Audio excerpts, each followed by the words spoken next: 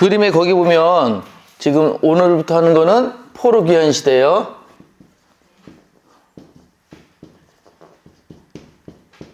자, 포로 귀환 시대 먼저 아셔야 될 거, 이게 앞전에 그 이스라엘이 멸망을 했잖아요. 시드기야 왕들이 멸망을 했잖아요. 그래서 분열 왕국이 이제 마지막 했던 시드기야부터 해가지고 그 다음에 이 고레스 칙령이 있을 때까지의 기간이 있어요.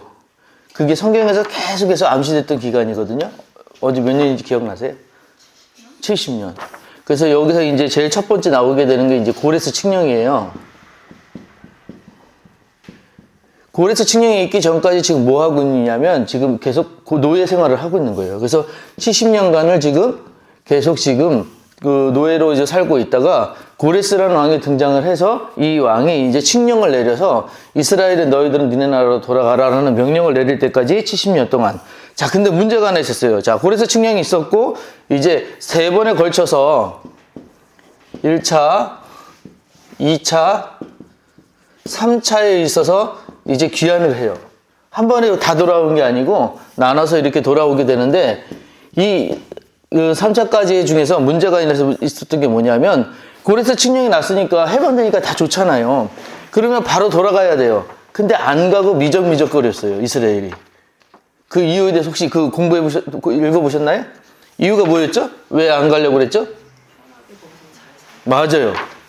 벌써 거기 안에서 기득권이 생겼어요. 그리고 생활이 바뀌는 것들, 상황들이 바뀌는 것들을 원치 않게 된 거예요. 그러니까 그 안 좋은 상황에 익숙해져 버린 거. 그러니까 가만히 이런 게 되게 많아요. 우리도 되게 불편한 상황이야. 근데 거기에 익숙해지다가 보면 바꿔야 되는데 아예 그냥 해오던 건데 뭐 그런 것들이 있거든요. 지금 그런 모습을 똑같이 보여주는 거예요. 그래서 이것 때문에 이 가기를 꺼려 하는데 첫 번째 이유가 경제적인 거예요. 잘 보이시나? 경제적. 돈 문제가 제일 컸어요. 왜냐하면 여기서는 어떻게든지 간에 이 바빌론 정책이 다른 타의 민족도 못 살게 하는 게 아니었거든요. 그러니까 다 먹이주고 입혀주는 어느 정도의 그 생활이 되니까 거기 가면은 진짜 생판 그냥 광야거든요. 이스라엘 다 망했잖아요. 멸망했잖아요. 그러니까 다 무너졌으니까 가봐야 의미가 없다. 가면은 더 고생할 게 뻔하다. 제가 이거 보면서 무슨 생각이냐면 옛날에 우리 아내한테 이제 목회를 하는데 교회가 이렇게 있어야 되잖아요. 교회가 이렇게 있는데 야, 교회가 없을 때는 우리는 개척이라도 해야 되지 않겠냐 근데 자기는 다 할 수 있는데 개척을 못 하겠대요. 그 개척을 못 하겠다는 이유가 뭐냐? 하나님 사명을 해야지. 하나님이 사명을 주시면 하면 하겠지만 생판 이렇게는 못 하니까 맨 땅에 헤딩 어서 오세요. 예. 맨 땅에 헤딩은 못 하겠다라는 얘기를 하더라고요. 예. 그 생각이 뭐냐? 경제적인 거잖아요. 그죠? 예. 자, 그래서 제일 첫 번째가 여기였고 두 번째가 뭐냐면은 맞아 익숙함 때문에요. 여기가 너무 편해진 거야. 그러니까 안 좋은 건지 알면서도 이걸 바꾸는 걸 사람이 그거 아세요? 우리 뇌가 게으른 거 엄청 게을러요. 인간 뇌가 굉장히 게을러서 뇌는 어떻게든지 에너지 안 쓰는 쪽으로 발달을 한대요. 그래서 에너지를 안 쓰는 쪽으로 발달을 해서 어떻게든지 게을른 쪽으로 하는 게 그게 본성이래요. 그래서 우리가 자꾸 뭔가를 새롭게 도전하고 이렇게 하는 거는 그 본성을 깨는 일들을 하는 거예요. 그 익숙함이 사실은 당연한 건데 하나님은 이 익숙함에서 떠나라고 하셨거든요. 첫 번째 떠나라고 했던 보여줬던 사람이 누구냐? 아브라함이었던 거예요. 그 익숙함에서 75년을 살았지만 그 75년 동안의 삶이 네가 살아가야 될 땅이 아니었다는 거죠. 그래서 어디를 가라고 하면 본토 친척 아비집을 떠나 내가 네게 보여줄 땅으로 가라고 그랬거든요. 근데 그 땅은 광야였어요. 아무것도 없는 땅이었어요. 그런 익숙함에서 떠나라고 하나님이 명령하셨던 거. 마찬가지로 지금 이제 이 포로 귀환 시에게도 마찬가지 똑같이 하나님이 명령하시는 거예요. 너희들 그 익숙함에서 이제 떠나야 돼. 거기에서 니네들이 굳어지면 더 이상 방법이 없어. 거기서 나와야 돼. 지금 그거를 말씀하신 거예요. 그래서 포로 귀환이 시대가 늦어지게 된 이유는 이 두 가지가 가장 큰 거예요. 이유가.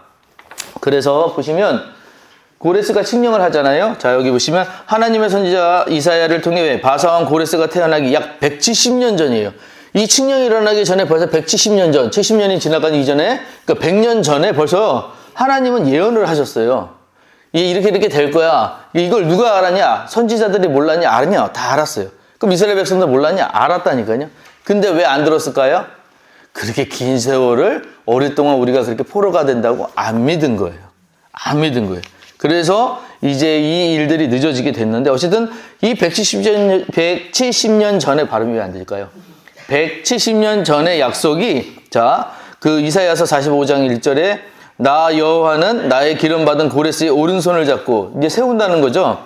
그래서 너는 나를 알지 못하였을지라도 나는 내게 칭호를 주었노라. 누구에게냐? 고레스에게 지금 그런 칭호를 주었다는 거예요. 그래서 하나님은 하나님의 일을 이루시려고 이방인인 하나님을 믿지 않는 사람에게도 기름을 붓고 사명을 주십니다. 이게 굉장히 중요한 게 뭐냐면 우리는 이스라엘만 하나님이 통치한다고 생각하고 이스라엘만 하나님께서 뭔가 이렇게 세우신다고 생각하는데 아니라는 거예요. 하나님은 악인도 쓰시고 또한 이방인도 쓰시고 다 모든 만물의 하나님이 되신다는 것을 여기에서 우리가 보여주시는 그 장면이기도 합니다. 그래서 하나님의 선민 이스라엘 회복을 위하여 그에게 왕의 칭호를 주신 거예요. 그래서 고레스를 왕으로 세우셨다는 거예요.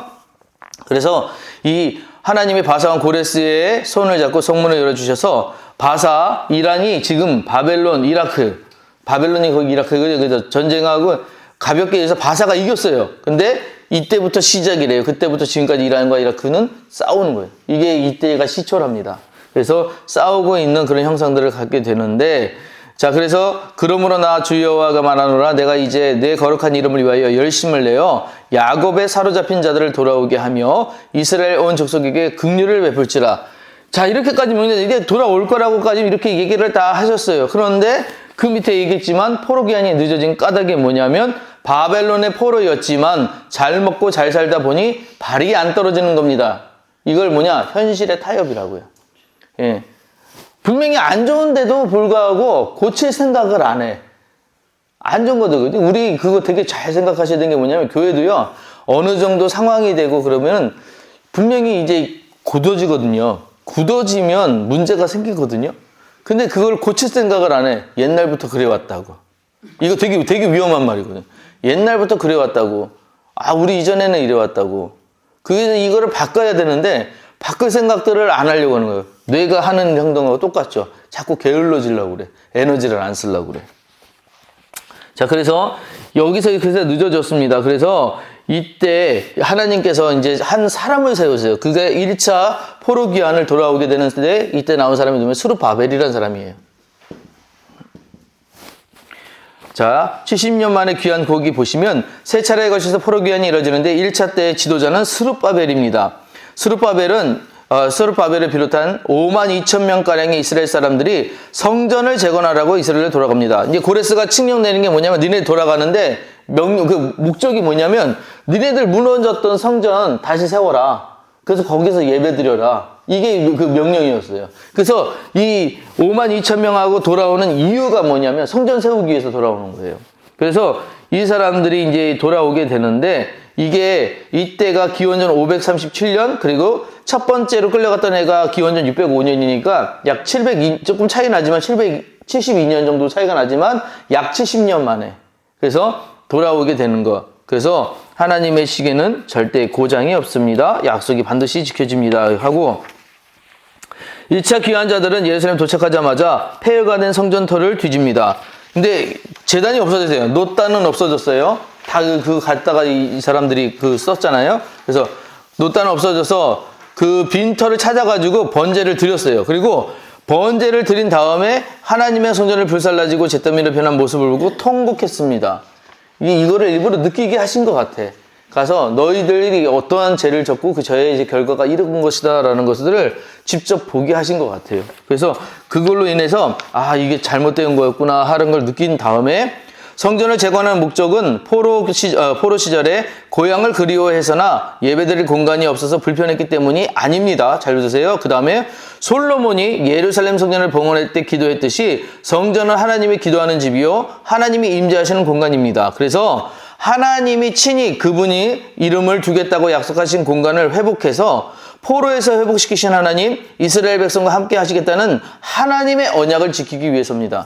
그러니까 이때 70년 동안에 무슨 일이 있었냐 하면 이제 하나님이 우리를 버렸다. 믿음을 가진 사람들이야 70년 이후에 있었던 그것들을 기억하고 지키고 있었겠지만 많은 사람들이 우리나라 끝났다. 우리나라는 이제 바벨론의 포로고 바벨론에 종속되고 이제 영원히 우리는 돌아갈 수 없을 것이다라는 생각들이 팽배해 있었다는 거예요. 우리나라가 일제에 얼마나 있었죠? 36년 만에 정말 나라 잃어버린 사람들이 끝까지 이렇게 해줬기 때문에 이렇게 우리가 독립이 됐지만 36년 만에도 정말 많은 변절자들이 있었잖아요. 대표적인 사람이 이완용 같은 사람들. 이완용이 그렇게 충신이었대요. 그 얘기 들어보셨죠? 그렇게 충신이었는데 그가 돌아서게 된 이유가 뭐냐면 이 나라는 미래가 없다. 우리나라가 도저히 독립할 힘이 없다. 해서 변절이 됐다고 하거든요. 나라를 위해서 그렇게 했다는 얘기가 있는데 그건 뭐 그 사람 얘기고 어쨌든 그런 생각들이 36년 만에도 있었는데 70년 동안 그랬다 그러면 더 많았을 거 아니에요. 더 팽배했을 거 아니에요. 그죠? 그 팽배한 생각들 가운데 하나님이 그거 아니야. 내 계획은 그게 아니야. 라는 것들을 가르쳐 주시기 위해서 70년 동안에 이 시간들을 다 뒤집을 수 있는 것들이 뭐냐? 바로 포로 귀환인을 시키셨다는 거예요. 이게 꿈이나 꿨겠어요? 우리가 갈 수 있을까? 생각을 해야 했겠어요? 근데 스룹바벨을 통해서 5만 2천 명이나 된 사람들이 가게 됐다는 얘기입니다. 이게 하나님의 은혜라는 거예요. 자, 그래서 이 약속을 언약을 지키기 위해서 이 사람들이 돌아왔는데 문제는 뭐냐? 돌아왔더니만 여기에 성전을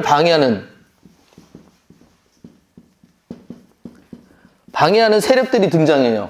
방해하는 세력들이. 거기 보시면 세례하는 등장, 거기 보면 옆에 저기 대모하는 애들 있죠. 대모하는 애들이죠. 이 사람들이 누굴까요? 이 사람들이 누굴까요? 사마리아 사람들이에요. 맞아요. 사마리아 사람.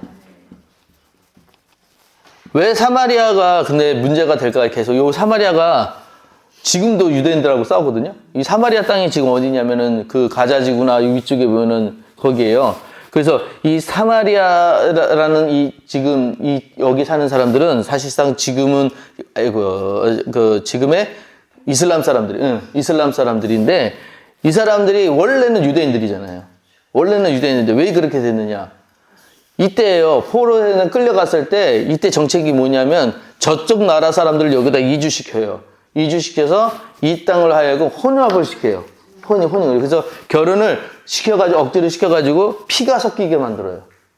그러면은 이제 여기는 통혼이 된 상황이기 때문에 피가 섞이고 우리나라도 옛날에 그런 거 있었지만 왜 청나라의 여자들 갔다 오면 그 좋은 말은 아니지만 그런 거라고 이렇게 여겼잖아요. 마찬가지예요. 그래서 이 땅에 있는 사람들이 첫째는 그렇게 좀 아픈 역사를 갖고 있는 사람들도 있었지만 둘째는 뭐냐면 자기들을 살려고 나라를 팔아 넘긴 사람들도 여기 있었어요. 무슨 얘기인지 이해하시죠? 그래서 여기에 모이는 사람, 그래서 유대인들이 이들을 인정을 안 했어요. 너희들은 이방인이야 라고 했던 사람들이에요. 자, 근데 이제 이 사람들은 지금 어디 있냐? 아직 그 사마리아에 있는 거예요. 그 사마리아 땅에 있는데 자기들이 보니까 그 사마리아 땅 저기 옆쪽으로 해서 예루살렘 쪽으로 이스라엘이 5만 2천 명이나 되는 사람들이 지금 오고 있는 상황이거든요. 그 와가지고 성전을 짓겠다는 거예요, 지금. 근데 처음에는 같이 짓자고 그랬어요. 처음에는 같이 짓자고, 우리 같이 짓자고 그랬는데 유대인들이 이 사람들을 갖다가 받아들였어요? 안 받아들였어요? 안 받아들이는 거예요. 왜?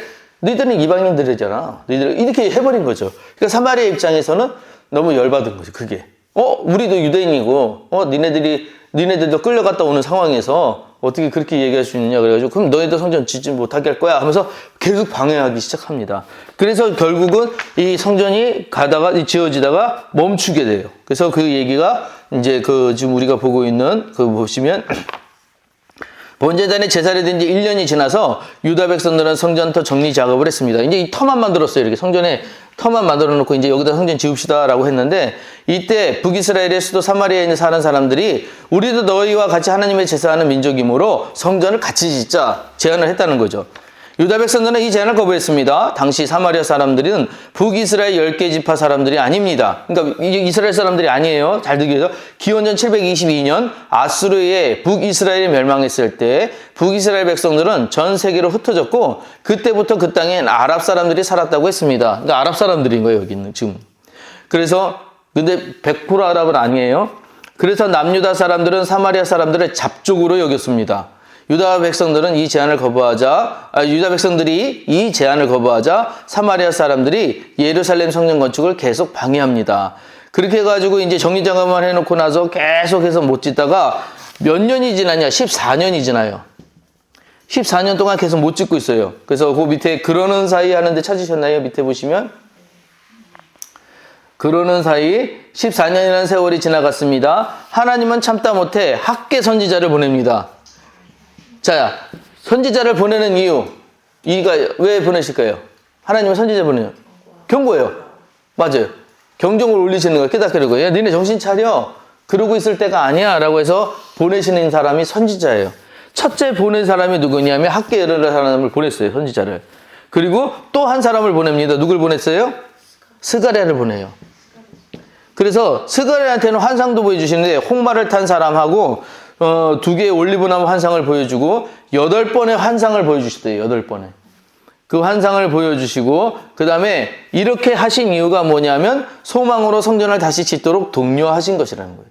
그러니까 성전을 다시 너네는 지어야 돼. 이 얘기를 이스라엘 백성들이 들은 거예요. 이제 듣고 나서 이스라엘 백성은 성전 재건 중단 14년 만에 다리오 왕의 명령으로 건축을 재개했습니다. 이제 고레스는 없어요. 그 다음에 아들이 다리오인데 다리오 왕의 명령으로 이 성전을 짓기 시작합니다. 그래서 그렇게 해서 4년 만에 성전을 완성하게 됩니다. 그래서 1차 포로기 후 성전을 짓기 시작한 20년 만에 성전을 재건된 것입니다. 이렇게 하고 나서 이제 20년이 된 거죠. 20년 만에 성전이 이렇게 지어지긴 했어요. 근데 이 성전이 잘 졌겠어요? 대충 졌겠어요? 잘 지을 수가 없죠. 돈도 없지, 능력도 없지, 그리고 그 시기도 막 방해하는 사람도 있고 하니까 잘 졌겠어요? 그러니까 지어지긴 어떤 유명무실한 거예요. 그러니까 있긴 있어요. 우리 성전이야 라고 얘기하는데 솔로몬의 성전에 비하면 이거 뭐 너무 저기 뭐 허름하죠. 이거. 그런 성전을 짓게 된 거예요. 그리고 이 성전에 문제가 몇 가지가 다 등장하는데, 자, 스룹바벨을 통해 회복하신 이 성전은 모양도 보잘것없고 지성소 안에 있는 하나님이 임재하시는 법궤도 없는 알맹이 빠진 성전이었습니다. 지금 뭐가 없어요? 법궤도 없어요. 그러니까 하나님을 상징하는 상징물도 없고 그냥 여기 그냥 성전이에요 라고 한 거예요. 하지만 성전의 머리 되신 그리스도의 오심을 준비하기 위해서 수많은 짐승의 피로도 완전히 대속할 수 없는 인류의 죄를 대속해 주는 주님의 단숨이 지성소로 들어가시려면 이 성전은 반드시 회복되어야 했습니다. 성전은 있는데 주님은 없어. 빠져 있어. 그러니까 우리가 하나님의 그건 없어. 하지만 이거를 만드신 이유는 뭐냐면 나중에라도 이곳에 주님을 임재하실 수 있는, 그러니까 여기를 사모하는 마음들이 있어야 된다는 거예요. 성전을 사모하는 마음들을 하나님이 일깨워 주시기 위해서 일부러 세우게 하셨다는 얘기예요. 지금 이 얘기가. 근데 그거는 정확하게 나중에 뒤에 예수님 오시면서 이런 거 아셔야 돼요. 우리 기독교는 상이 없잖아요. 어떤 형상이 없어요. 그죠? 왜 안 만들까요? 형상. 있는데요? 하시는 분들이 있어요. 예수님 상 앞에 있잖아요. 그러니까 이거 좀 아셔야 되는 게 우리 10계명에서 우리는 절대로 상을 만들지 말라. 하늘에 있는 거나 땅에 있는 거나 땅 아래 물 아래 있는 것까지도 어떠한 형상도 만들지 말고 거기 절하지 말라라고 하셨어요. 그죠? 그래서 기독교는 상을 안 만들어요. 근데 이제 우리가 저런 거는 이렇게 십자가 만들잖아요. 그러면 이것도 상 아니에요. 그러는데 이거는 상징이에요. 심볼. 그러니까 이거는 상이 아니에요. 근데 이것도 뭐 우상이라고 생각하는 사람들은 이것도 안 만든다고. 그게 아니고 십자가 없는 데는 십자가를 보면서 우리가 예수님 기억하는 거지 이거 가지고 우리가 예수님 보는 건 아니에요. 그리고 지금 만들어 놓은 예수님들 아무리 찾아봐도 진짜 예수님이 그렇게 생겼을 거라고 누가 장담해요. 그렇죠? 저 예수님도 나는 되게 잘 만들었는데 예수님이 너무 잘생겨서 왜냐하면 이사야 그 선지자 얘기에는 정말 볼품 없다고 얘기했거든요. 그죠? 삐쩍 마르고 그런 식으로 표현했었거든요. 그래서 볼품없는 그런 예수님의 얼굴일 텐데 그걸 상을 만들어서 이렇게 안 하시는 이유는 뭘까? 그러면 어쨌든 간에 예수님을 기념할 때는 없는 것보다 있는 게 나으니까. 지금 이란이나 그러니까 이슬람 사람들이 메카니에 거기 가가지고 저기 하잖아요. 이거 매 1년에 한 번씩 거기를 하잖아요. 그게 뭐예요? 거기가 그들이 받은 말씀 받은 데라고 그래가지고 거기를 성지 순례를 하잖아, 이렇게. 그런 데를 왜 우리는 그렇게 열심히 하게 안 만들었을까? 하나님 왜 그런 것들을 말지만 안 하실까? 하나님은 어디에 국한된 하나님이 아니시기 때문에 그래요. 그걸 우리는 뭐라고 그러냐면 무소부재라고 그래요. 예. 그래서 하나님은 여기도 계시지만 저기도 계셔요. 단 우리가 이제 기억하기 위해서, 리멤버 하기 위해서 거기를 가보는 것이지, 이스라엘 못 간다고 해서 예수 하나님 말씀이 없어지는 게 아니잖아요. 그래서 그래요. 그래서 그런 것들을 좀 구별해서 볼 줄 아셔야 되는데, 그래서 어디 가서 뭐를 만졌더니 갑자기 영험한 일이 생기고 막 그런 거 없다고요. 그렇지 않다고요. 어? 이거 뭐 여기서 이것도 얘기를 드려야 되나? 옛날에 우리 지금은 안 그런데 옛날에는 여기 재단에 아무나 못 올라가게 했어요. 올라가면 큰일 난다고 그래가지고. 우리 여자도 안 되고 맞아요. 그래서 우리 어릴 때는 거기 함부로 올라가면은 벌 받는다고 그랬어요. 그래가지고 그리고 벌 받는데 내가 올라갔는데 안 받았거든요. 그 나는 왜냐면은 나는 아버지 때문에 신부름도 가고 올라가고. 근데 벌을 안 받았거든요. 근데 왜 저런 얘기를 하시지? 근데 이제 그게 그 얘기예요. 거룩함을 지키고 성스러운 곳이다라는 걸 지키기 위해서 그렇게 이야기를 하신 건데, 근데 그 이야기가 너무 와전되다 보니까 거기에 어떤 집사님이 우리 집에 와서 그러는 거예요. 그때 어떤 분이 우리 교회 집에다가 거북이를 이렇게 맡기셨어요. 진짜 거북이? 저 살아있는 거북이를 맡기셨어요. 근데 이제 거북이가 이제 이만해 커요. 뇌가 컸어요. 오래 기르신 거라. 그게 청거북이 요만했던 게 자라서 이만해진 거라. 그러니까 이분이 어디에 오랫동안 가 계시는 분을 못 봐주니까 우리 집에 좀 잠깐 맡기신 건데, 이 집사님이 갑자기 들어오더니 딱 거북이를 보더니, 아이고 이런 게 왜 있냐고, 그러면서 왜 그랬더니 이런 안 좋은 동물이라는 거예요, 저게. 왜 불교의 부처가 그걸 타고 있대요? 거북이를 타고 있대요. 그래서 거북이가 부처를 이렇게 태우는 그런 거라면서 저거가 목사님 집에 있으면 안 된다는 거예요. 저런 생각을 왜 하실까? 그런 거예요. 그러니까 우리나라 사고에 그런 것들이 섞여 있잖아요. 그래서 기독교적인 사고를 하시는 분들도 가만 보면은 그런 생각을 하시는 분들이 있어요. 내가 뭐 하면 하나님이 벌 줄 거고, 어디에 가면 안 되고, 그런 건데, 그런 것들 자체도 어떤 우상화 만드는 거거든요. 예, 그런 거 하면 안 돼. 그런 거부터 다 벗어나게 하기 위해서 하나님의 말씀에 집중하라고 하시는 거예요. 그래서 어떤 형상이 아니고 어떤 장소가 아니고 말씀에 집중하라고. 단 하나 계속해서 하나님의 교회를 얘기하시면서 성전을 얘기하시면서 성전을 사모하라고 하시니 뭐냐? 성전이 중심이가 성전 건물이 중요한 게 아니고, 모이는 거에 그렇죠. 성전을 향하는 그 마음을 중시하시는 거예요. 성전을 향하는. 그래서 그 이야기를 하시는 거고, 이 일들을 위하여 학개와 스가랴를 보내셔서 결국은 이스라엘 백성들을 하여금 계속해서 성전을 사모해야 된다는 이야기를 하셨기에 성전이 이제 만들어진 거예요. 그래서 20년 만에. 자, 그래서 밑에 보시면 1차 예루살렘 성전은 솔로몬의 성전이고 2차 성전은 스르바벨의 성전입니다. 3차 성전은 3차 예루살렘 성전은 예수님이 오실 당시에 유다와 분방한 헤롯이 중건한 성전입니다. 요거는 이제 신약 시대 때 얘기인데, 성전이 다 무너져가지고 요 안 좋은 성전으로 계속 갖고 있었을 때 헤롯이 분봉 왕이 돼요. 이제 로마로부터 400년이 지난 다음이죠. 지난 다음에 로마로부터 이제 정권을 받아가지고 왔는데, 그게 에돔 사람이었어요. 헤롯이. 그러니까는 유대 사람들한테 인정을 못 받는 거야. 그러니까는 이 인정을 못 받으니까 이 헤롯이 내가 어떻게 하면 유대 사람들 마음을 좀 얻을 수 있을까라고 하다가 유대인들이 가장 중요한 예배, 그럼 예배를 위해서 내가 성전을 지어주자 해서 지은 게 세 번째 그 성전인 거예요. 예루살렘 성전이었던 거예요. 자, 그 얘기는 나중에 또 나오니까요. 자, 어쨌든 넘어가고. 자, 이렇게 해가지고 성전이 지어졌습니다. 그러고 나서 또 이제 이번엔 2차 포로기한. 2차 때는 이제 성전이 회복됐으니까 뭘 회복해야 되냐? 율법을 회복시키시는 거예요. 율법. 하나님의 법을 회복시키시는데, 이때 같이 왔던 사람이 누구냐? 율법을 해결해요. 여러분들이 이 사람은 되게 중요한 사람이에요. 에스라라는 사람이 등장하는데, 이 사람이 2차 이제 귀환을 합니다. 그래서 여기 보시면 성전이 재건되고 나서 80년 뒤인 기원전 458년에 에스라가 유다 백성들 약 5,000명을 데리고 2차 귀환을 했습니다. 그 이유가 그 뒤에 바로 나오죠. 뭐라고요? 율법을 회복하기 위해서. 에스라는 유다에 돌아와서 전국에 율법 학교를 지어서 말씀을 전했습니다.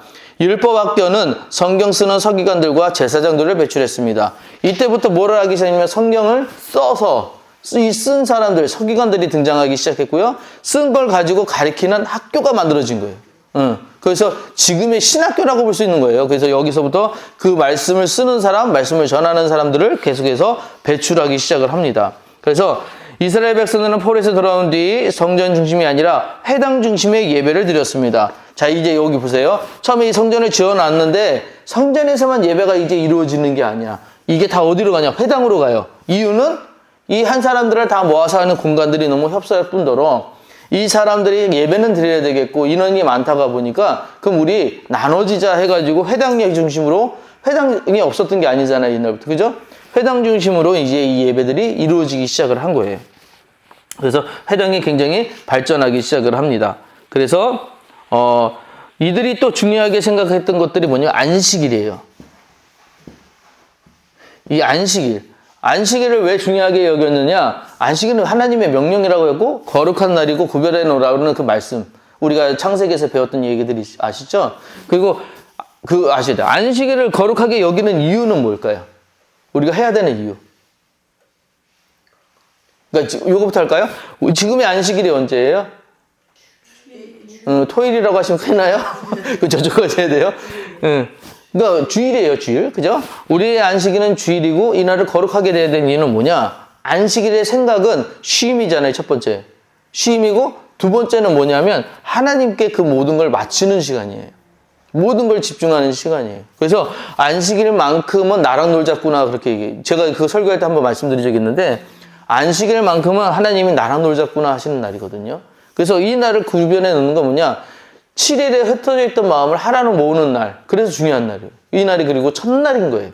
모든 것의 첫날. 그래서 안식일이 중요한 거. 그 정신을 누구부터 했냐면 이때 에스라가 가르친 거예요. 에스라가. 우리 이전에 과거에 이렇게 해서 하나님 명령하셨고 우리 조상들은 그렇게 안식일을 지켜왔다. 이렇게 했기 때문에 우리 이 안을 구별해 놔야 된다. 이렇게 가르쳤다는 것이죠. 자, 그래서 여기 보시면 유다 백성들은 하나님의 유다 땅에서 70년을 쉬게 하시려고 이들을 이방 땅에서 포로로 지내게 하신 것을 생각했습니다. 그래서 반성하느라고 안식일을 유별나게 엄격히 강조했던 것입니다. 그러니까 예배가 무너졌었잖아요. 그죠? 예배가 무너졌고 그 무너진 예배 때문에 70년 동안 자네들이 포로 생활했다는 것들을 기억하기 위해서 안식일만큼 그날 그래서 그 안식일날 하루 종일 뭐 했을 것 같으세요? 가만히 있었겠죠. 그것만 한 거 아니에요. 안식일날 에스라가 데리고 나서 안식일을 했잖아요. 이날 뭐냐? 하루 종일 성경 공부한 거예요. 하루 종일 말씀 가르치는 거예요. 하루 종일 니네들 왜 잘못됐는지 자 창세기부터 해가지고 계속해서 가르치는 거예요. 말씀을 계속해서 가르치는 거예요.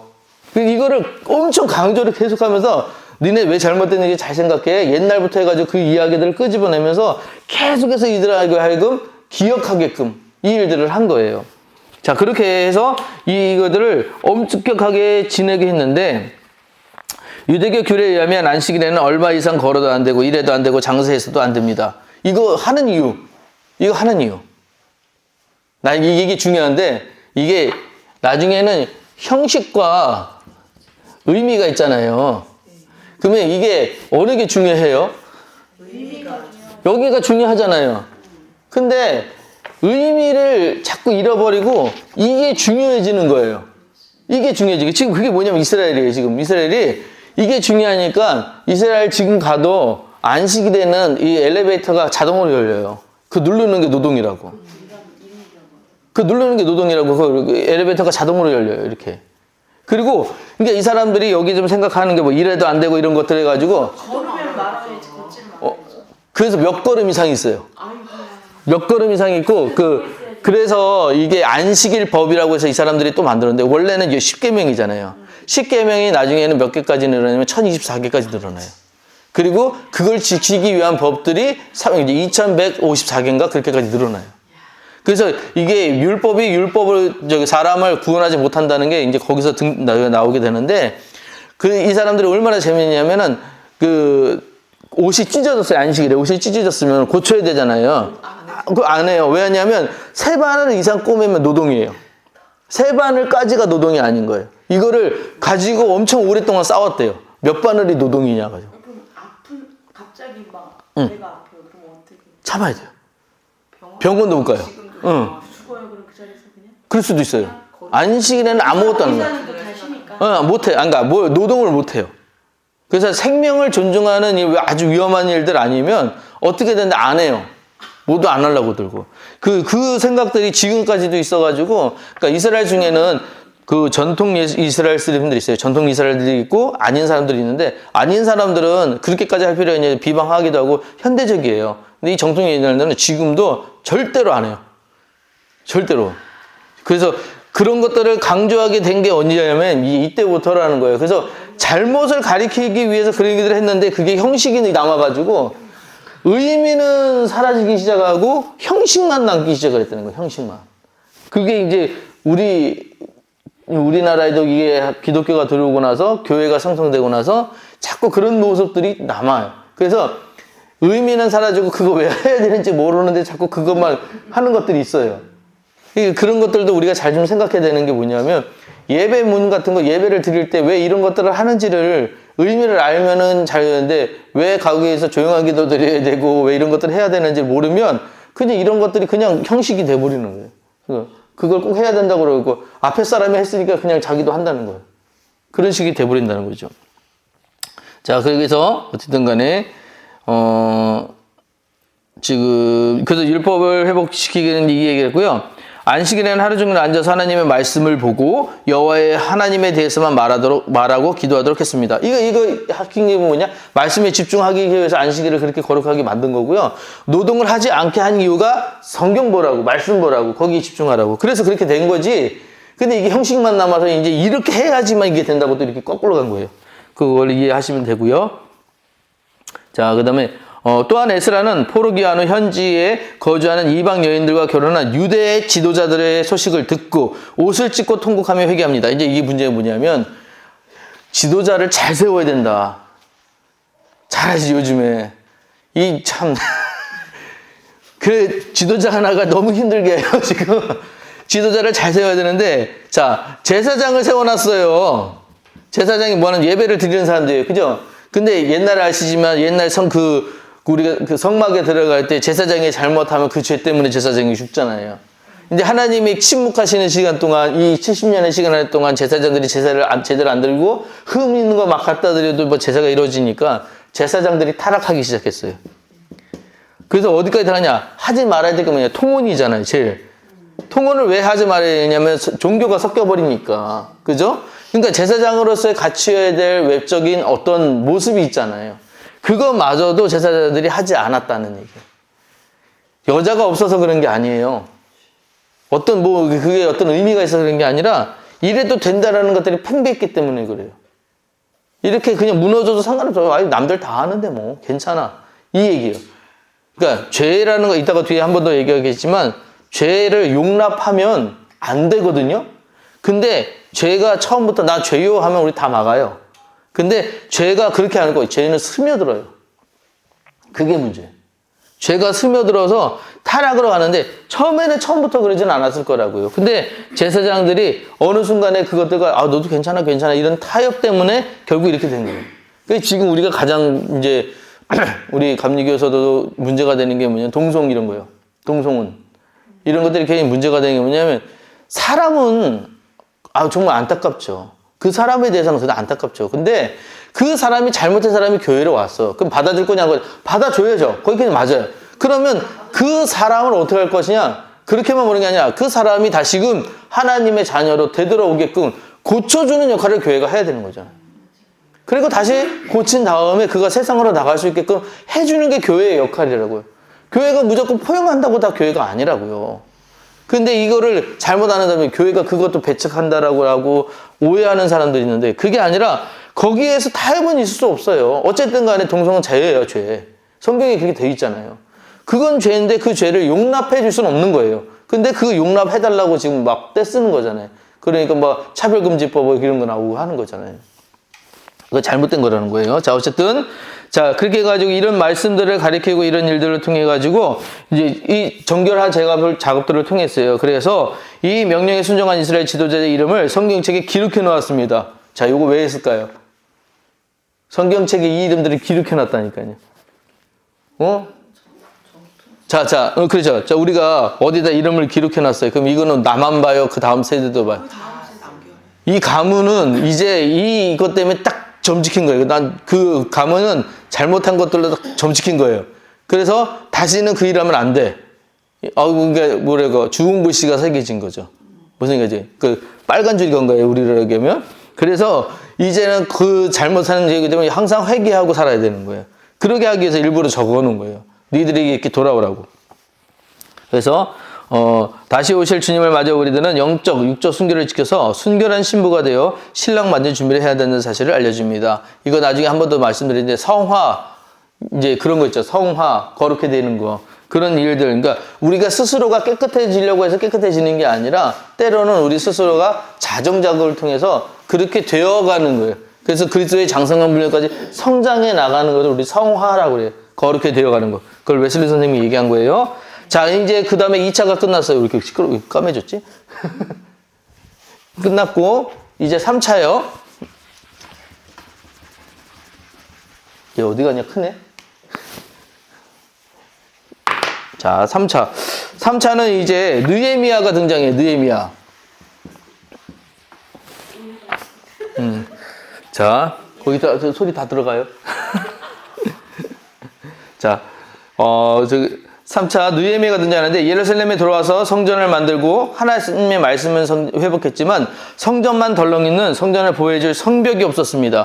그러니까 성전 만들어 놓고 이제 여기 와가지고 사람들이 다 이렇게 말씀 배우고 다 했는데 문제는 뭐냐면은 저기 들어오면은 그냥 다 도망가야 되는 거예요.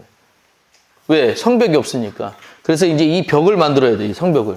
성벽을 만드는 거예요. 이제 그 일들을 하기 위해 느헤미야가 돌아옵니다. 그래서 그러다 보니 언제든지 이방인과 외적들에 의해 성전이 더럽혀질 수 있었습니다. 느헤미야는 근심에 차서 잠을 이룰 수 없었고 하나님 앞에 금식하며 간절히 기도합니다. 그렇게 많이 우울했던 거죠. 느헤미야의 기도 이런 거 많거든요. 이 얘기들. 그래서 느헤미야는 아닥사스다 왕의 술 따르는 관원. 자, 이게 관원이라고 해가지고 부하인데 이게 보통 부하가 아니에요. 술 따른다고 하는 건. 왕한테 음식을 나누는 사람은 보통 친하지 않으면 안 해요. 왜냐하면 이때만 해도 독살 이런 게 많았잖아요. 그죠? 그러니까 술을 따라준다라고 하는 것은 웬만큼 이 사람에게 믿음과 신뢰가 있지 않으면 안 시키는 자리예요. 근데 그만큼 아닥사스다 왕이 이 느헤미야를 되게 좋아하고 믿었다는 얘기죠. 자, 그래서 요즘으로 말하면 의전 수석 비서관입니다. 하나님이 느헤미야의 간절한 기도를 들으시고 응답하셔서 느헤미야는 왕의 허가를 받아 유다 총독으로 부임합니다. 이것이 3차 교환입니다. 느헤미야는 에스라와 비슷한 시기 기원전 446년에 유다 땅으로 돌아왔습니다. 느헤미야가 성벽을 쌓을 때 사마리아 사람, 아까 이제 그림에 있는 사람들 중에 사마리아 사람, 산발랏, 요단 동편에는 암몬 사람, 도비아, 아라비아 사람, 게셈 등 많은 사람들이 방해합니다. 그러니까 사마리아 사람만 방해한 게 아니고요. 아람도 있었고 에돔 사람도 있었고요. 이 모든 사람들이 지금 다 뭐하고 있냐면 지금 방해를 하는 거예요. 다 방해를 하면서 뭘 하냐면은 이 성전 짓는 걸 지금 막고 있는 거예요. 그래서 당시 이스라엘 백성들이 한 손에는 칼을 들고 적과 전투하면서 한 손에는 삽을 들고 성벽을 쌓았습니다. 그러니까 되게 위험한 상황에서 한쪽에서는 막 그렇게 막고 있으면 여기는 막 성벽을 쌓고 어떻게든 간에 이 외벽을 만들어 놔야지 적을 막을 수 있는데 유리하기 때문에 그 일들을 했다는 거예요. 그래서 방해꾼이 많아서 24시간 교대하면서 밤새 일했습니다. 얼마나 급했든지 성전 회복하는 데는 20년이 걸렸는데 성벽은 며칠 만에? 51일 만에 이걸 다 쌓았다는 거예요. 그러니까 엄청 열심히 했어요, 사실은. 엄청 열심히 했어요. 하나님은 왜 예루살렘을 회복시켰을까요? 에스겔이 예언한 것처럼 생수의 강이 예루살렘 성전으로부터 흘러나와 예루살렘과 온 유다와 사마리아 땅끝까지 전해져야 했기 때문입니다. 성전 중심으로 다시금 하나님의 말씀이 전파되게 하기 위해서 이 일들을 했다는 것이에요. 그래서 아브라함이 이삭을 바쳤던 예루살렘의 모리아산, 지금 이 성전을 지었던 산이 지금 뭐냐면 예루살렘이죠. 예루살렘 지금 있던 그 산이 어디냐? 예루살렘 성전. 우리가 지금 성지순례 가는 그 땅이에요, 지금. 거기다가 이걸 졌는데 그 산이 어떤 산이냐고요? 아브라함이 누굴 바쳤던? 이삭을 바쳤던. 이 산은 그래서 그때 성경의 구약 성경 모리아라고 하는 산이야. 그 산이에요. 자, 거기서 이제 이 성전을 쌓았는데 아이러니하게도 이 성전에서 돌아가신 분은 예수님이 여기서 돌아가셔요. 예루살렘에서. 그래서 바쳐진 어린 양, 그건 예수님을 의미한다는 얘기도 하지요. 무슨 얘기냐면 저기 여호와 이레 해가지고 하나님이 왜 양 준비하셨잖아요. 그 여호와 이레 양이 예수님이다. 그건 구약엔 아브라함 때지만 이제 돌아서 신약 때는 예수님이다. 이해되시죠? 그렇게 이해를 하시는 거지 꼭 그렇게 맞추라는 얘기는 아니에요. 하도 그렇게 저기 뭔가 의미를 꼭 그렇게 맞춰야 되는 분들이 있더라고요. 그래서 뭐 두 랩돈을 가지고 하나는 구약이고 하나는 신약이고 꼭 맞춰야 되는 무슨 얘기인지 아시죠? 하여튼 그런 사람들이 있어요. 힘들어요. 그래서 유대인은 포로에서 귀환해서 성전과 성경 말씀을 회복하면 다윗 왕국이 회복될 것으로 알았습니다. 자, 여기 중요한 거예요. 본인들 생각에는 회복이 뭐였냐? 나라의 회복이었어요. 나라의 회복이었는데 거기에 하지만 그 뒤에 보세요. 그들이 돌아와서 성전을 다시 지었다고 해서 다윗 왕국이 다시 회복되는 것은 아닙니다. 예루살렘 회복은 정치적인 다윗 왕국의 회복을 뜻하는 것이 아닙니다. 예루살렘 회복은 예수님의 복음과 성령으로 하나님이 친히 지으신 영원한 도속, 주님이 다시 오시는 날 새 하늘과 새 땅이 올 때 함께 우리에게 내려올 새 예루살렘 성의 회복을 미리 보여주신 것입니다.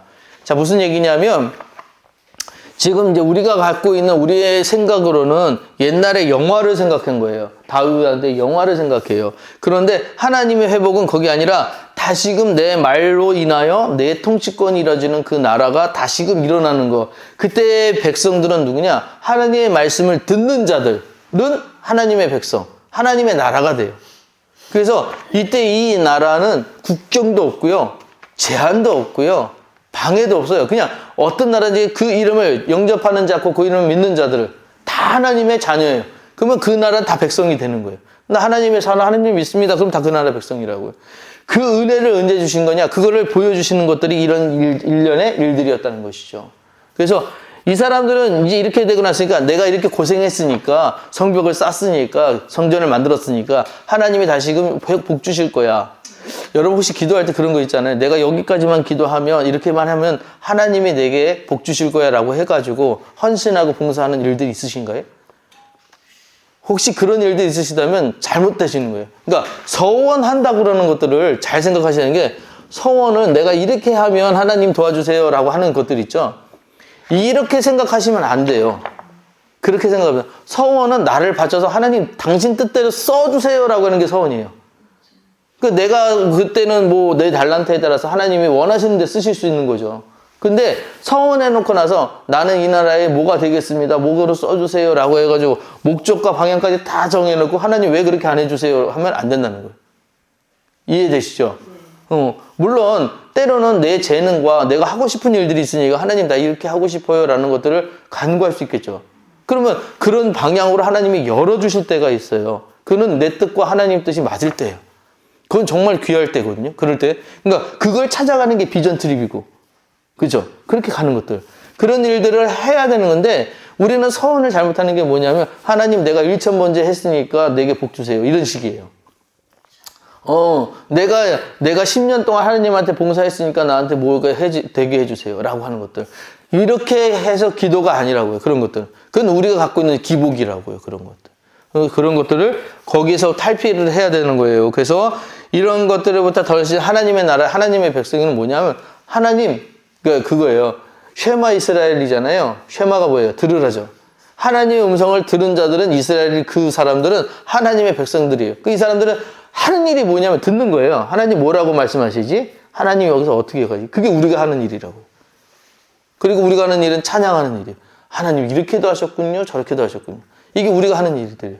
그러면 목사님 우리는 너무 바보 아니에요? 그럼 우리는 그냥 로봇처럼 그렇게 사는 거 아니에요? 이렇게 생각하시는데 아니에요.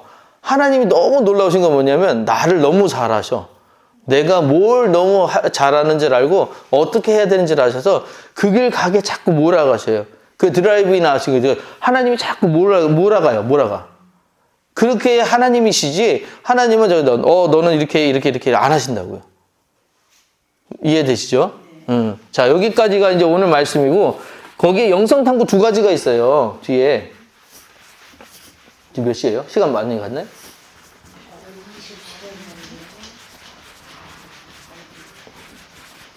왜 이렇게 얘기하다 보면 말이 이렇게 빨리, 시간이 빨리 가나.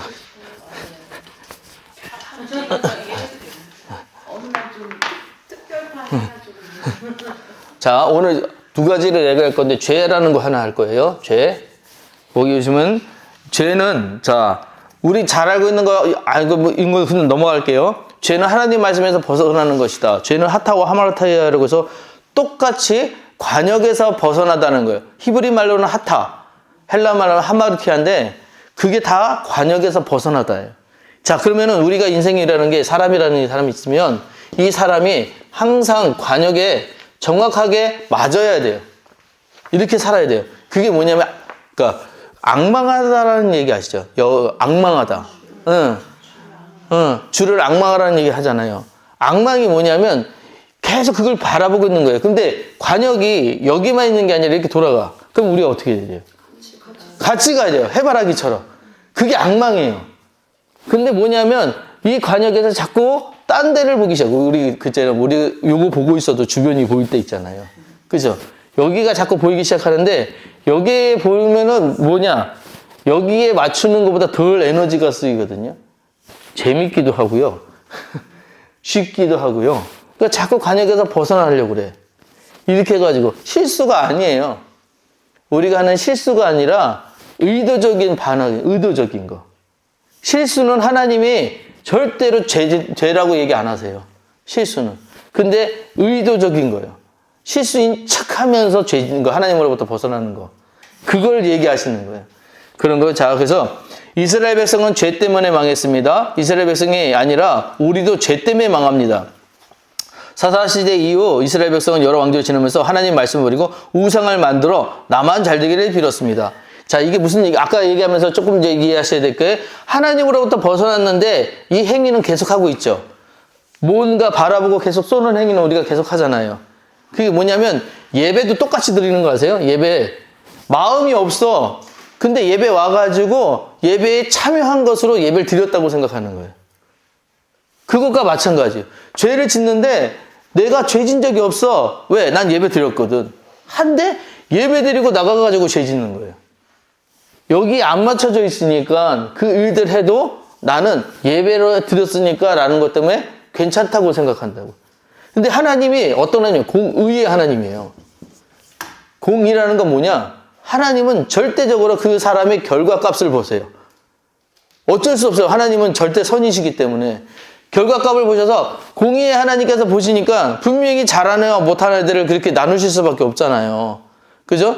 그러면 하나님 편에 서가지고 맞는 애, 그러니까 매개별개 되게 우바르신처럼 자로 재도 모자르고 뭐 해도 모자르는 그런 사람이 아니라 모든 것에 와서 하나님이 맞는 그 하나님 마음에 합한 자라는 그런 사람이 있을 거 아닙니까? 그 사람이 1번이야. 그러면 어쩔 수 없이 그 밑에부터 2, 3번으로 나올 거 아니에요. 칠 수밖에 없는 거예요. 내칠 수밖에. 그거는 하나님 편에서 어떻게 하시는 게 아니라고요. 우리 편에서 하는 거예요. 우리가. 그러니까 우리가 이런 이야기들, 그래서 우리한테 주신 게 뭐예요? 자유의지잖아요. 난 그게 귀하다고 생각하는 게 뭐냐면, 이런 이야기들을 알기 때문에 이 자유의지 가진 우리가 선택하는 거예요. 아, 난 그 길로 가지 말아야지. 나는 그렇게 벗어나는 길로 가지 말고 공의의 하나님 따라가야지. 맞춰가야지. 그렇게 노력하고 애쓰고 수고하고 살아가는 삶이 그게 성도의 삶이라는 것이죠.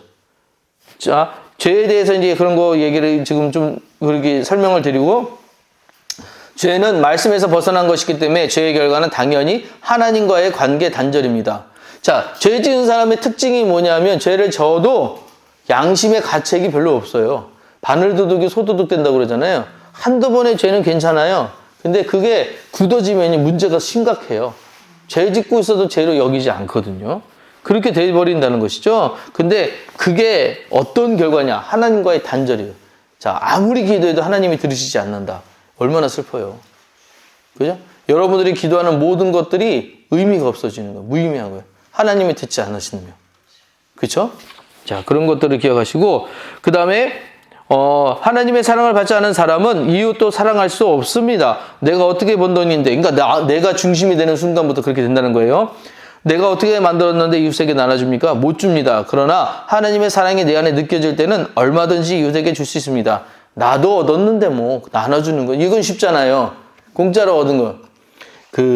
지난번에 체육대회 갔는데, 체육대회 가면 이제 상품권 이렇게 해가지고 이렇게 주잖아요. 상품권 주는데 이제 앞에 이제 지난번에 우리가 추수감사절보다 이 목사님들한테는 이게 선물이 작아요. 그래가지고 번호가 불리는 게 되게 뭐라고 그럴까, 뽑힌 것 같은, 뭔가 이렇게 선택받은 것 같은 그런 느낌이라는데, 그 번호가 이제 그 선물을 앞에 가면서 이렇게 안 좋은 거 주다가 뒤에 갈수록 좋은 거 주잖아요.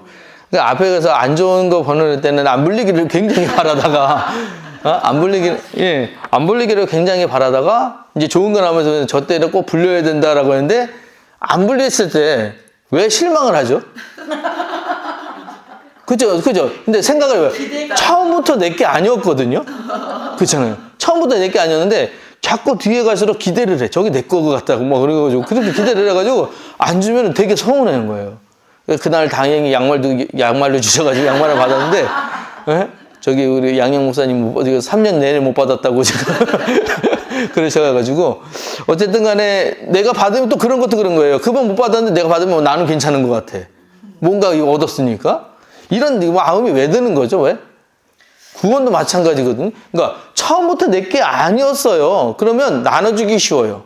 그러니까 내가 이 얘기 왜 드렸냐면 거기에서 목사님들이 이제 받았잖아요. 받았는데 나 휴지 필요한데 난 이게 필요한데 그래서 서로 바꾸는데 아무 꺼리낌이 없는 거예요. 어차피 거기서 그 돈도 처음 받은 거잖아요.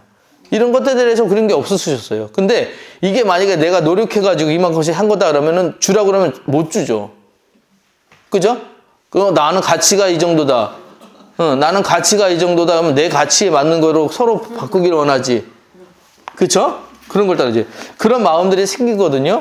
근데 여기 하나님의 사랑을 생각하는 사람들은 이게 내가 거저받은 거다라고 하면은 그게 쉬운데 안 그러면 그게 어렵다는 거예요. 그러니까 내 중심이 될수록 어렵다라는 것들을 얘기하는 거예요. 자, 그 다음에 두 번째는 뭐냐면 우리는 죄질 수밖에 없는 존재임을 고백해야 돼요. 난 죄랑 상관없어. 난 하나님 안 떠날 거야. 그럴 수 없어요. 목사님은 그래도 하나님하고 계속 사니까 괜찮죠. 아니요. 순간순간 저도 계속 놓쳐요. 하나님하고 계속 이렇게 관역을 맞추고 산다는 것이 보통 쉬운 일이 아니에요. 어려워요. 할 수 없는 일이에요. 근데 그렇기 때문에 난 부족하구나라는 인정하셔야 돼요. 언제 넘어지냐고, 언제 쓰러지냐고. 제가 옛날에 한번 말씀드렸지만 제가 존경하던 목사님이 한테 가가지고 목사님은 불의한 생각 들 때 어떻게 하십니까? 여쭤봤더니 그 목사님이 이러더니 저한테 그러셨어요. 나는 맨날 롤러코스터 한다고. 그분도 그러는데 저라고 제가 뭐라고 해가지고 나는 죄에서 벗어날 거야. 나는 그럴 수 없다니까요. 이걸 인정하고 가는 거예요. 그래서 하나님 제발 오전만 죄 짓지 않게 해주세요. 하나님 제발 오후에만 죄 짓지 않게 해주세요. 하나님 제발 저녁에만 죄 짓지 않게 해주세요. 시간대마다 그렇게 기도하는 게 중요하다는 거예요. 그 마음 갖는 것이. 자, 그 뒤에는 한번 읽어보시고요. 자, 그 다음에 영성탐구 두 번째가 있어요. 두 번째는 뭐냐면 자, 그러면은 이제 나는 의롭게 살았어요. 하나님 말씀 맞춰 열심히 살았어요. 근데 문제는 뭐냐면 나만 그렇게 살면 뭐예요? 옆에 불의한 사람들이 있잖아요. 하나님이 악인을 이 땅에 두시는 이유가 뭘까요? 이거 안 나오네. 악인이라고 하는 사람들을 하나님이 이 땅에 두시는 이유가 뭘까요? 자, 여기 한번 볼까요? 하나님은 왜 히틀러 같은 나쁜 사람을 죽이지 않고 그냥 두셨습니까? 600만이라고 하는 죄 있는 유대인을 학살하는 일을 왜 하나님은 모른 채 하셨습니까? 우리도 이런 질문 똑같이 할 수 있어요. 그죠? 이렇게 질문해 본 적 있습니까? 저는 이런 질문을 했던 적이 있습니다. 이 목사님이 하셨다는 거예요. 그런데 구약 성경을 보면 약 2500년 전에 이미 하박국 선지자가 하나님께 이런 질문을 했던 것을 볼 수 있습니다. 당시 남유다에는 여호와김이라는 악한 왕이 통치하고 있었는데 아수르의 침략 앞에 풍전등화 같았습니다.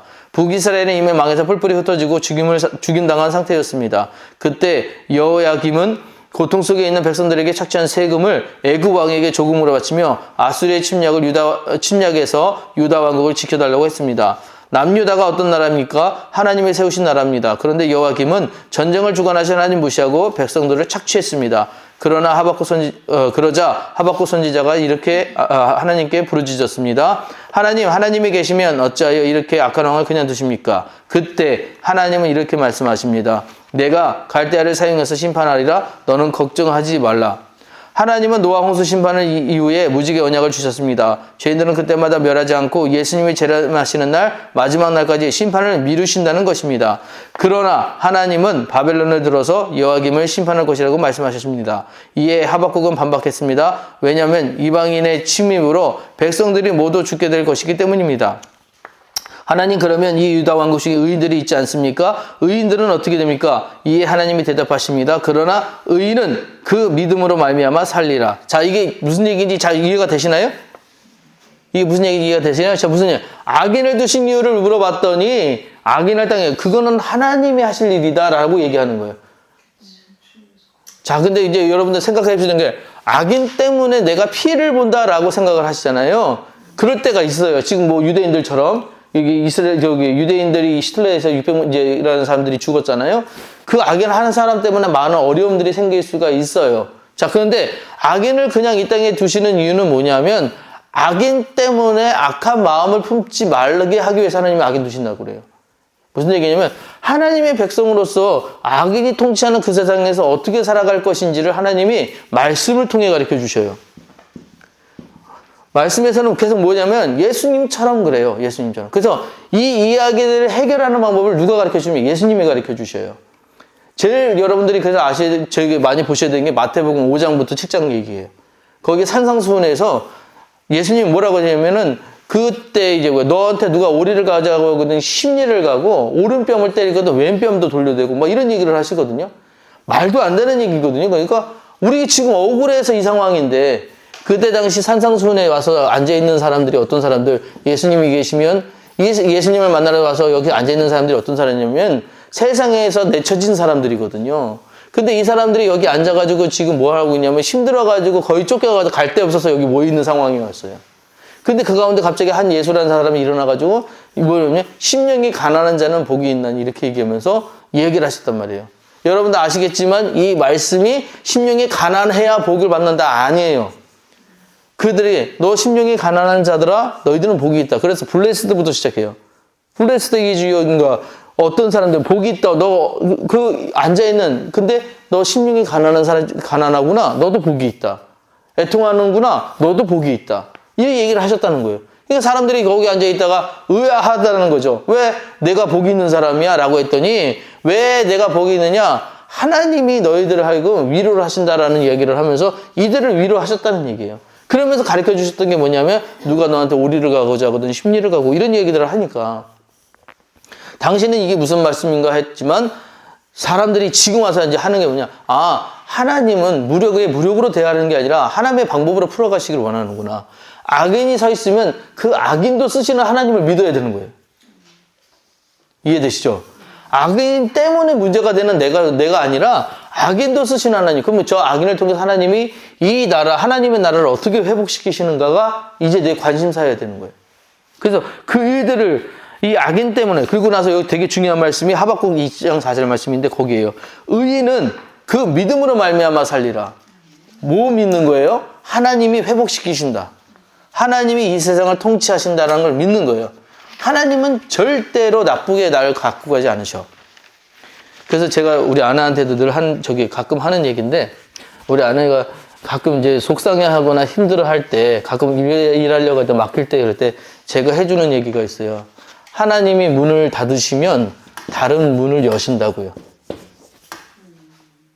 하나님이 문을 닫으셨어. 그래서 난 못 들어갈 것 같아. 그 앞에 가서 막 울어. 내가 이 문을 닫혔어요. 하나님, 내가 가는 길이 막혔어요. 하나님, 난 어떻게 해야 돼요? 할 때, 여기만 보고 있지 말라는 거예요. 다른 문을 열어주신다는 거예요.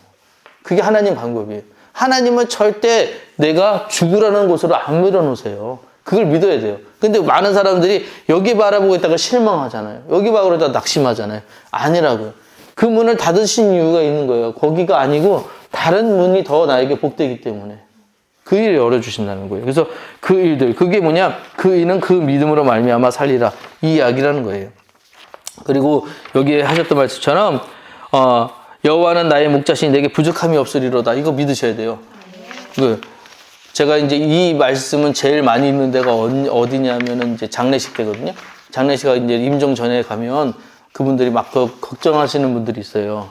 죽음을 막 무서워하시는 분들, 여기 편안하게 받아들이시는 분도 있지만 걱정하시는 분들이 있어요. 그러면 그분들에게 이 말씀 읽어드려요. 여호와는 나의 목자신 내게 두려움이 없다, 부족함이 없을 것이다. 이 얘기하면 하는 진짜 그분들이 편안해져요. 전적 그것들을 느끼며 하시는데 확실하셔야 되는 게 여호와가 내 목자가 되신다는 거는 뭐냐? 내 돌봄이시잖아요. 나를 지키시는잖아요. 그러면 더 이상 내게 문제가 없는 거예요. 걱정될 게 없는 거예요. 그래서 그런 사람들이기 때문에, 그런 하나님이시기 때문에, 그걸 믿는 사람들이기 때문에 우리가 하나님으로부터 구별받는 것이지, 이걸 믿지 않으면은 하나님으로부터 구별받을 수가 없어요. 그래서 그런 것들을 잘 기억을 하시면 되고요. 그래서 그 답이 여기 쭉 내려가면, 하나님은 왜, 밑에 히틀러나 김정일 또는 유대인은 엄청난 죄인이고 나는 아닌 것 같습니까? 왜 저런 자는 죽이지 않습니까? 라는 질문에 바로 나 자신에게 해야 하는 질문입니다. 자, 이제 아까 얘기했던 거 조금 한 번만 더 얘기할게요. 죄라는 거요. 편성할 때 누가 죄인이냐라고 봤을 때 나는 하나님한테 잘하고 있을 때는 죄가 문제가 안 되죠. 근데 하나님 편에 볼 때 누가 죄인일까요? 그렇죠. 그게 문제인 거예요. 아까 공의 얘기했잖아요. 공의 하나님으로 볼 때는 내 죄나 그 죄나 죄 차이가 없어요. 그러니까 아무리 많이 죽인 그 죄인과 조그만 일을 한 죄인과 모두 다 죄인이에요. 죄라는 것들이 다 똑같아요. 그러면 공의 하나님은 이거를 처벌하실 수밖에 없어요. 그렇죠? 그래서 그런 나에게 하나님이 뭐 하시냐? 참으신다는 거예요. 이 참으시는 기간 동안 하나님 뭐 하시냐면 우리에게 말씀 주셔서 회개시키시는 거예요. 네가 돌아오기만 하면 내가 너를 하여금 천국으로 구원으로 인도할 수 있으니까 돌아와라. 말씀으로 해서 다시 돌아와라. 이 회개. 그래서 하나님이 기다리시는 거예요. 자꾸. 우리에게 심판하지 않고 기다리시는 거예요. 악인도 마찬가지예요. 악인도 왜 하나님이 그를 바로 심판하지 않으시냐? 참으시는 거예요. 돌아오라고. 이 일들이 해결될 거는 분명히 있어요. 하나님 분명히 해결해 주시지만 우리의 방법이 아닌 하나님의 방법이 있기 때문에 때와 그 시기, 하나님의 타이밍이라는 게 있잖아요. 그것들은 다르기 때문에 기다려야 되는 거고, 하나님의 참으심은 우리에게도 동일해요. 지금 우리도 참고 계셔요. 그러니까 누구를 평가해서 누구에 비교해서 그게 아니고 우선 내가 하나님 앞에 얼마나 제대로 서 있느냐라고 하는 것이 더 중요해요. 그래서 의인은 그 믿음으로 말미암아 살리라라는 거예요. 이야기를 잘 기억하시기를 부탁을 드려요. 자, 여기까지 오늘 공부를 하셨는데 어떻게 질문 있으실까요?